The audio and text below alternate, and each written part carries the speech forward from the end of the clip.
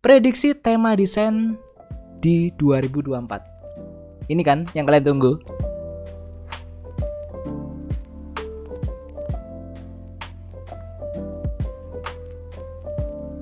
Hello people, balik lagi sama aku Ganjar aka Paper Clouds. Oke teman-teman, gimana kabarnya? Semoga kita selalu berikan kesehatan dan kelancaran rezeki. Amin. Beberapa hari yang lalu aku sempat bikin polling di IG ya. Apakah prediksiku di tahun 2023 ini gacor atau enggak? Dan ternyata hasilnya alhamdulillah banyak yang bilang tembus ya. Dari data yang survei atau yang polling, yang ikutan polling itu datanya banyak yang bilang tembus. Dan juga banyak dari kalian yang sudah request sebelumnya untuk minta dibuatkan di tahun 2024 akan seperti apa. Ada juga yang udah minta itu dari bulan-bulan pertengahan bulan ini gitu loh. Dari bulan Agustus, September itu udah ada yang minta prediksiku gitu kan. Tapi karena aku bikinnya ini masalahnya butuh riset teman-teman, butuh cari-cari, butuh ya banyak pertimbangan gitu kan. Karena aku nggak bisa ambil dari hanya satu atau dua referensi aja. Terus aku cek-cek juga pasar di luar itu seperti apa gitu kan. Dari situ baru aku coba untuk seleksi beberapa tema dan dari situ akhirnya aku bisa ya forecast lah atau memprediksi kayak sekarang teman-teman. Jadi ya kalian harus sabar dan aku biasanya baru bisa kasih ya akhir tahun seperti ini teman-teman. And finally sekarang udah selesai dan di sini aku sudah merekap kurang lebih ada 6 tren tema desain clothing yang kemungkinan akan naik di tahun 2024. Dan sebelum aku mulai, aku mau disclaimer dulu teman-teman. Sekali lagi untuk forecast atau prediksiku ini pure dari referensiku, jadi jangan dijadikan acuan 100% akurat karena saya bukan Gus Samsudin ya. So kalau gitu langsung aja kita mulai untuk prediksinya tema desain clothing di tahun 2024. Let's go. Oke, tema yang bakalan naik di tahun 2024 yang pertama ada anti desain teman-teman. Anti desain, brutalism. Ini sebenarnya kurang lebih satu DNA gitu ya. Antara dua itu menurutku masih akan naik di tahun depan seperti di tahun 2023 ini teman-teman. Aku juga lihat masih banyak brand-brand luar yang adopt ini ke produknya untuk tahun ini teman-teman. Aku lihat masih banyak sampai beberapa akhir bulan belakangan ini brand-brand luar masih banyak yang adopt juga sama tema-tema anti desain. Jadi menurutku nggak ada alasan ini aku masukin di list kali ini. Dan buat teman-teman yang mungkin masih belum tahu untuk anti desain seperti apa, contohnya seperti ini. Anti desain dan brutalism kurang lebih seperti ini.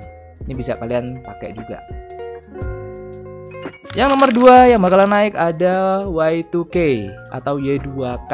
Buat yang belum tahu, untuk Y2K itu sebenarnya adalah desain-desain jadul gitu ya. Tahun 90 sampai 2000-an ya, tahun segituan lah. Simpelnya, identiknya itu untuk desain ini ada ornamen-ornamen kayak glitter atau bling-blingnya teman-teman. Untuk komposisi elemennya biasanya ada font, ada warna yang nyentrik, terus ditambahin sama elemen-elemen futuristik. Nah, Y2K tahun 90-an sama sekarang apakah berbeda mas? Secara DNA itu sama teman-teman. Cuma untuk sekarang sudah banyak variasi-variasi yang bisa mengikuti zaman. Tapi beberapa brand juga aku lihat untuk brand luar ya, itu ada yang berani adopt Y2K ini yang versi autentiknya atau yang versi retronya teman-teman. Dan kalau misalnya kalian tanya ke aku bagusan mana, ya balik lagi sebenarnya ke selera kalian masing-masing. Ada yang suka memang old school atau yang retro, tapi ada juga mungkin yang suka dengan di-combine sama tema-tema futuristik gitu ya.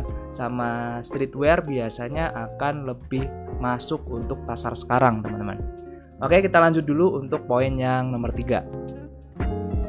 Untuk poin nomor 3 ada font custom. Nah ini aku nggak tahu nama aslinya untuk style ini ya. Jadi mungkin aku sebut aja font custom atau nama kerennya mungkin aku buat kayak experimental font gitu ya. Karena aku nggak tahu ini jenisnya nama fixnya apa gitu ya. Kalau misalnya ada yang tahu bisa komen di bawah nanti. Jadi untuk tema ini basicnya adalah font-font basic tapi di custom lagi sesuai dengan kemauan kita teman-teman. Contohnya kayak gini nih. Nah, ini banyak aku lihat di brand-brand luar dan aku lihat juga ini cocok diaplikasikan di fit-fit atau cuttingan oversize teman-teman dengan ukuran sablon yang besar gitu ya. Antara A2 atau A1 atau full print gitu ya. Itu menurutku ini cocok banget teman-teman. Nggak cuma untuk desain clothing sebenarnya, tapi ini juga menurutku bagus untuk fit-fit di Instagram atau di postingan-postingan sosial media, itu juga menurutku masih oke banget teman-teman. Buat yang tahu ini nama stylenya apa bisa komen di bawah ya. Oke, kita lanjut dulu poin nomor 4. Oke, yang keempat ada Simplism Streetwear. Nah, untuk nomor 4 ini, Simplism Streetwear, ini aku kok kayak yakin ini bakalan paling cepet di-adapt di clothingan Indo, teman-teman. Dan apa itu Simplism Streetwear? Jadi gampangannya untuk style ini tuh cuttingannya masih pakai tema-tema oversize gitu, tapi di sini lebih ke desain-desain yang simple, teman-teman. Simple, clean, minimalis. Jadi memang biasanya akan menonjolkan lebih ke bahan yang dipakai atau mungkin gimmick-gimmick di outfit tersebut. Bisa misalnya lengan pendek gini ya, lengan pendek gini misalnya ada talinya, atau mungkin di sini ada kantongnya, atau mungkin dibuat apa gitu di belakangnya. Jadi untuk grafiknya lebih minimal, alias mungkin cuma font-font tulisan-tulisan kecil-kecil aja mungkin di lengan atau di bawah pakaian. Itu menurutku masih oke. Jadi mereka menonjolkan nggak ke grafiknya, tapi lebih ke gimmick-gimmick atau mungkin bahan yang akan dia pakai. Biasanya bisa pakai heavy cotton 16S, 20S itu bisa, atau mungkin oversize pakai Australian cotton itu juga bisa, macam-macam. Sekarang banyak jenis-jenis kain yang bervariasi teman-teman. Oke, kalau gitu langsung kita next ke style nomor 5. Oke, nomor 5 ada grafik graffiti. Untuk yang ini aku interest banget teman-teman, karena dari beberapa referensi yang aku dapat dari brand-brand luar, tema ini tuh salah satu yang menurutku menarik ya teman-teman. Yang dimana untuk graffiti sendiri sebenarnya kan bisa dibilang udah style yang lama gitu ya, dari tahun 90-an atau mungkin sebelum itu, dan sudah menjadi salah satu culture hip hop juga. Dan untuk graffiti ini ya, grafik graffiti itu berarti ada campuran kayak di-combine sama tema-tema techwear atau cyberpunk. Contohnya seperti ini. Nah, ini menurutku menarik karena dia menggabungkan kurang lebih hampir sama kayak Y2K tadi. Jadi ada style yang old school tapi di-combine dengan tema sekarang.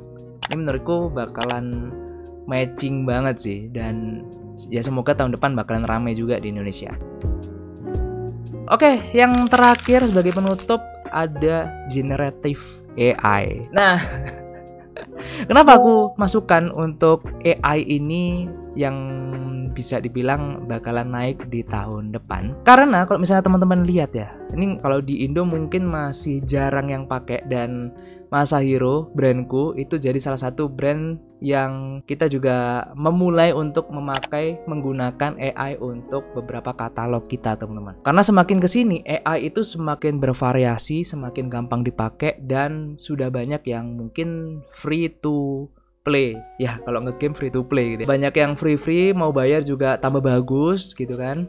Dan pengaplikasiannya pun sekarang dengan adanya DTF atau DTG itu akan semakin mempermudah kita untuk mencetak gambar hasil AI tersebut teman-teman. Dan kalau misalnya kita lihat di brand luar yang memanfaatkan AI untuk suatu produk, itu menurutku juga sudah lumayan ada banyak gitu loh. Mungkin buat teman-teman yang masih bingung belajar tentang AI seperti apa, atau mungkin AI apa yang gampang dipakai, dan tutornya sampai settingnya gimana untuk bisa dicetak, itu sebenarnya udah pernah aku bikin videonya. Kalian bisa cek di deskripsi, aku masukin di situ aja biar kalian bisa belajar, kalian bisa update tentang teknologi. Kalian bisa cek link deskripsi di bawah.